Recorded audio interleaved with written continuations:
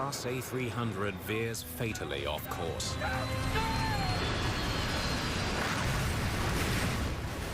It was the biggest human loss in Indonesian history. It really was overwhelming.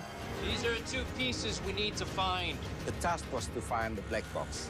As investigators begin to examine the evidence, Indonesia 152, turn right heading 046 here. Right on course. each new clue is more perplexing than the last. Let's go around, pal. Malaysia Flight 152. Devastating scenes of loss and suffering underscore the accident's human toll. Indonesians from all walks of life want to know what caused this deadly tragedy.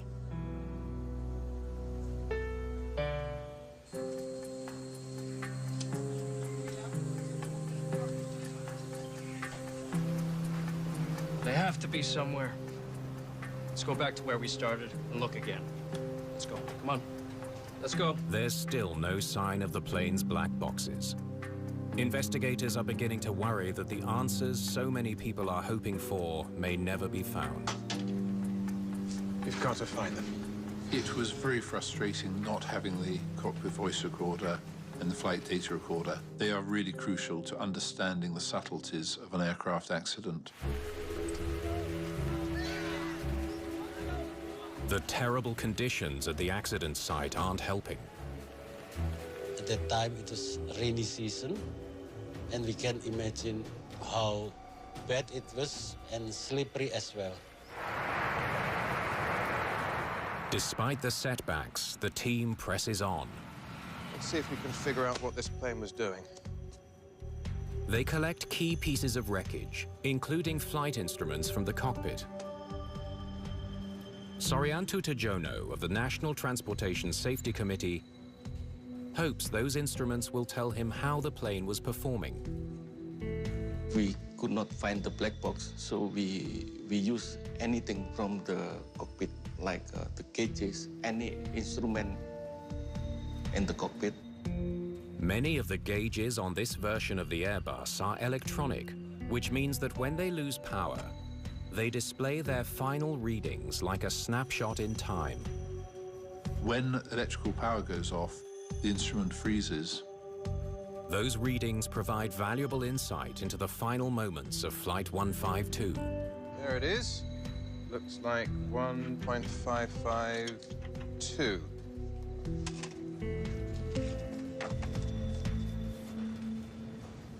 Let's go around, pal. They were trying to fly out of trouble. The engine instruments showed us that the engines were actually at a very high level of thrust at the point that they lost electrical power. The finding reveals that the pilots saw the danger ahead and tried desperately to get their plane to climb. The crew had responded by increasing the engine thrust when they realized they were close to the ground. As the evidence begins to add up, the likelihood of a mechanical failure aboard Garuda 152 looks increasingly remote. It sure seems like the aircraft was under control. Putting it all together, the instruments seem to indicate to us that the aircraft was what we call a going concern when it hit that ridge, that it was some sort of controlled flight into terrain. Controlled means that there's nothing wrong with the airplane.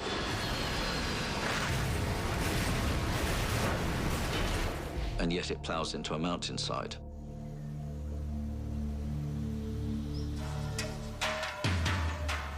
It's been 26 days since the crash of Flight 152. Investigators still have no explanation for its mysterious final turns and fatal impact. But then, they get their first big break.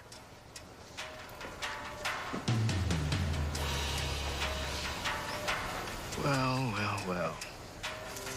It turns out that the plane's voice and data recorders were not carried off by looters, but they were almost completely hidden from sight in the dense Indonesian forest. It was a surprise for us to find that the two black boxes were sitting there for 26 days until we found it in a very soft soil and entangled with the root of the falling tree. Let's hope they hold some answers.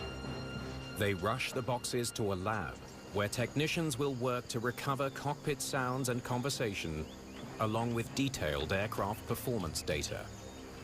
The long wait for the most crucial evidence is almost over. We try to concentrate first on the FDR and try to figure out the flight path of the aircraft.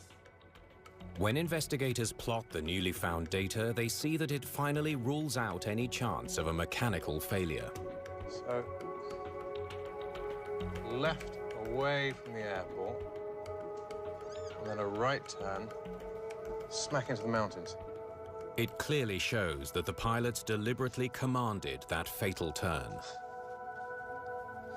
Where did they think they were going?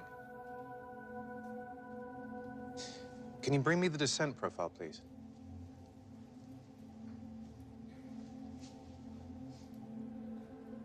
After we get the FDR, some questions get some answers. The data also shows that the plane was in a steady descent until it hit a treetop at about 1,500 feet. So why didn't they level off at 2,000 feet? Indonesia 152, traffic clear, descend to 2,000 feet. The crew was not cleared to descend any lower than 2,000 feet. They should have held that altitude. So here we were, somehow with the aircraft hitting a tree about 500 feet below its last cleared altitude. That was a real mystery. Investigators now know the pilots turned in a direction opposite to the controller's instructions and dropped below their assigned altitude. What they still don't know is why. They hope the cockpit voice recorder can provide an answer. Let's start with turn number 1. Here.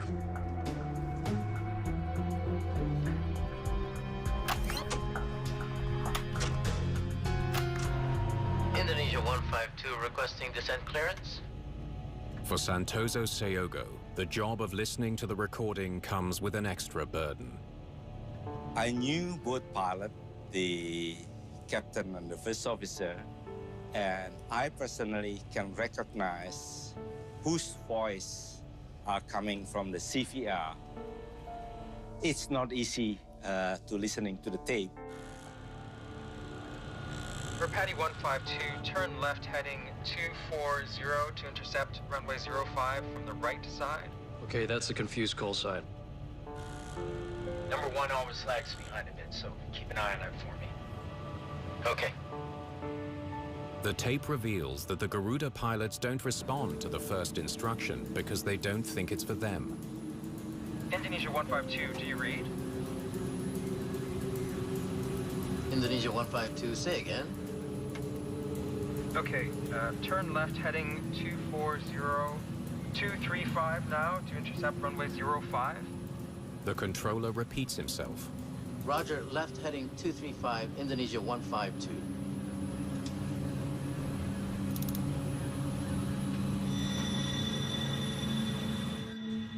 The crew then make the turn as instructed. Why so far out? So far out. And yet, the recording leaves investigators with a disturbing impression. 152, heading 235. Continue turning left heading 215. They're on course. A right turn toward the runway is next. Indonesia 152, turn right heading 046. Turn right heading 046, Indonesia 152. They turn left instead. What investigators hear next makes the left turn even more baffling. Flaps 8. Speed check, flaps 8. Even though the crew is turning away from the airport, they're configuring their plane as though heading towards it. Why would you extend flaps while turning away from the airport?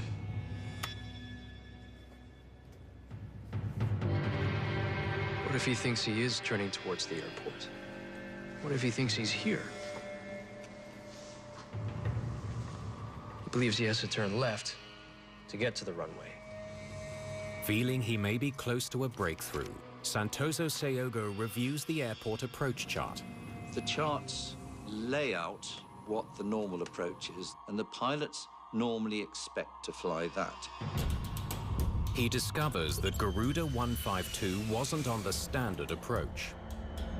The standard approach to Medan is from the left side, which involves making a final left turn to line up with the runway. But because there was an aircraft departing, the Garuda captain was instructed to approach from the right side of the runway, requiring something he wasn't used to, a right turn before landing. The controller took them in a direction which was not what they would have expected according to the approach charts. But there shouldn't really have been a problem with that. Controllers are supposed to confirm the approach path with the pilots well before they get to the runway. How could he not have known which approach he was flying? Back to 127, please.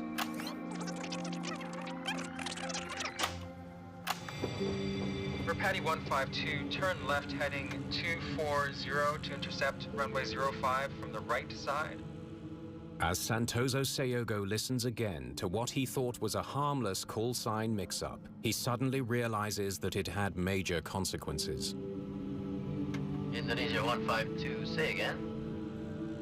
When the controller repeats the approach instructions, he leaves out a critical detail. Turn left heading 235 now to intercept runway 05. You didn't repeat which side they were approaching from. He should have made it clear, you're not going to come in from the left-hand side of the runway. You're going to come in from the right-hand side. He thinks he's flown past the airport when he's told to make this turn. He's expecting the next turn to be a left turn, but instead he's told to turn right. It seems that the captain, still unable to see the ground through the smoke, dials in a left turn out of habit. It is a tragic error that leads to disaster. But investigators now wonder, why did the first officer not notice his captain's mistake? Indonesia 152, turn right heading 046. Turn right heading 046, Indonesia 152. First Officer Zuwaldi clearly acknowledges the instruction for a right turn, yet seconds later the plane turns left. It's almost impossible to understand. Investigators have established that the captain of Garuda Indonesia Flight 152 made a fatal turn after a radio call mix-up left him with a confused mental picture of the approach he was flying. The vectors, the directions given them by the air traffic controller, can create a bit of confusion. Controllers didn't make it clear enough to the pilots that this was not going to be the standard pattern. Indonesia 152, turn right heading 046. Turn right heading 046, Indonesia 15. Continue turning left. In all the confusion over which way to turn, Left. We are turning right now. Oh, God. Okay. valuable seconds are lost. Flying straight towards the mountain. There were many confusing factors for him. What? The smoke pollution was certainly one of them. The confused instructions from air traffic control. He did not really have a good mental picture of where the aircraft was and where it was meant to be.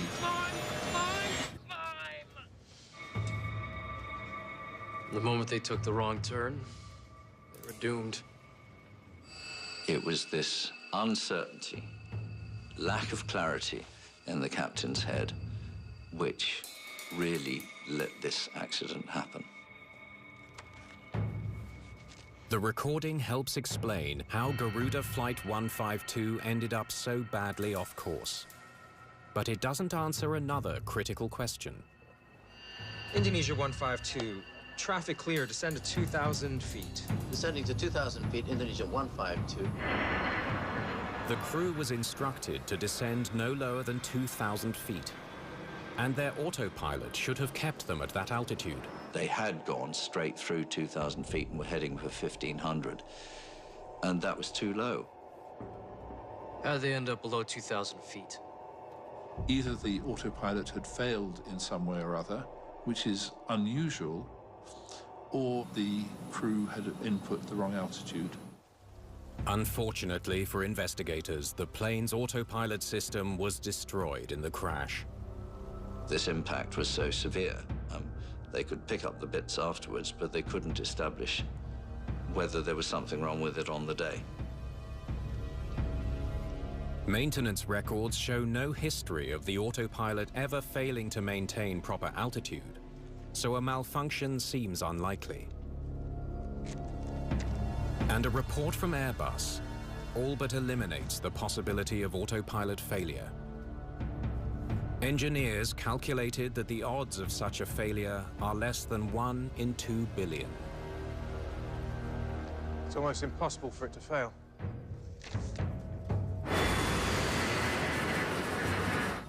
Descending to 2,000 feet, Indonesia 152.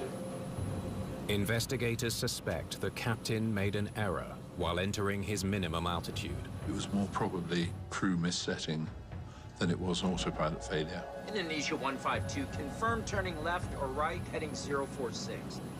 Turning right, sir. Sorry. Still important questions to answer. Indonesia 152, traffic clear. Descend to 2,000 feet. The controller in Medan had a readout of Flight 152's altitude and direction. If he'd recognized the danger and warned the crew, hundreds of lives could have been saved. Why didn't that happen? Descending to 2,000 feet, Indonesia 152. Investigators to understand why the Medan controller never warned the Garuda pilots of impending danger. They pore over the technical specification of Medan's radar system. Most advanced radar systems refresh every 5 seconds. But they soon discover that the radar in Medan is far from advanced. The radar.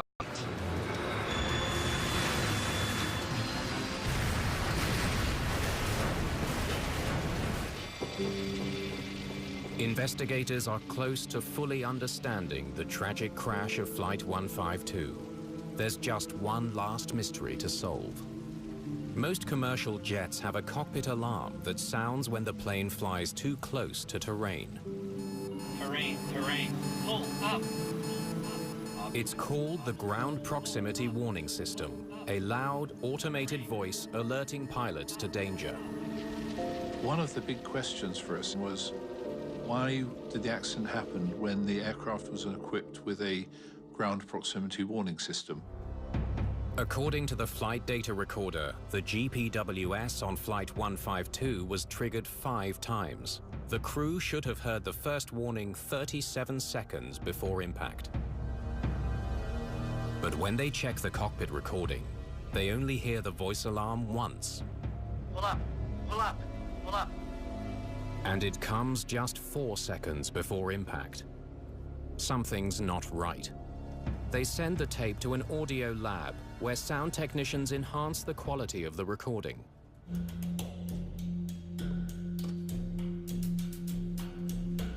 Listening to the enhanced tape, investigators make a stunning discovery. Pull up, pull up, pull up.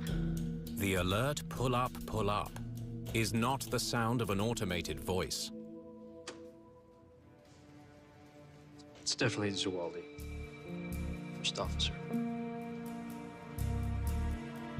Then we realized the recorded of pull up wasn't from the GPWS, but it was from one of my friends. It can mean only one thing. We knew that GPWS was not working.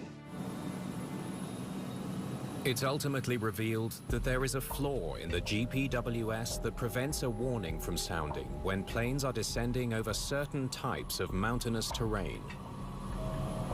The GPWS never give the warning to the pilot. Over the years, GPWS has saved countless lives. It was sad in this case that those lives weren't saved, and the modern systems, enhanced GPWS, certainly would have worked way better. Investigators have finally uncovered the tragic series of events that led to the loss of 234 lives. It all starts with a controller who confuses one call sign for another. We're Patty 152, turn left heading 240 to intercept runway 01 always lags behind a bit, so keep an eye on it for me. The mix-up means the crew of Flight 152 never hear a critical instruction to approach the runway from the right side, instead of the usual left. Indonesia 152, say again. The captain compounds the problem when he enters an incorrect altitude into the autopilot. Indonesia 152, traffic clear, descend to 2,000 feet. Descending to 2,000 feet, Indonesia 152. The error keeps the autopilot from holding the plane at 2,000 feet, as the crew expects. Thick smoke from forest fires obscures the view of landmarks on the ground. Thinking the runway is to his left, the captain turns away from the airport towards mountains. 152, confirm you are turning left now? We're turning right now. 152, okay. Continue turning left. In the confusion over the turn, no one notices that the Airbus is dropping dangerously close to the ground. Ultimately, the warning that should alert them to the danger never sounds. What? Come on, climb!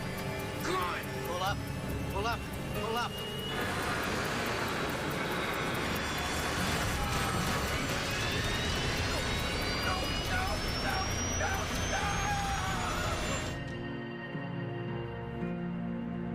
In their final report, Indonesian investigators call for improved communications training for pilots, as well as upgrades to Medan's radar system.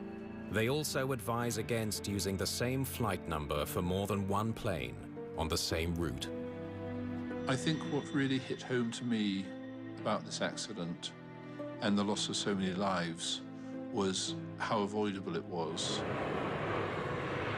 At the end of investigation, we were surprised that there were so many human errors that happened one after another.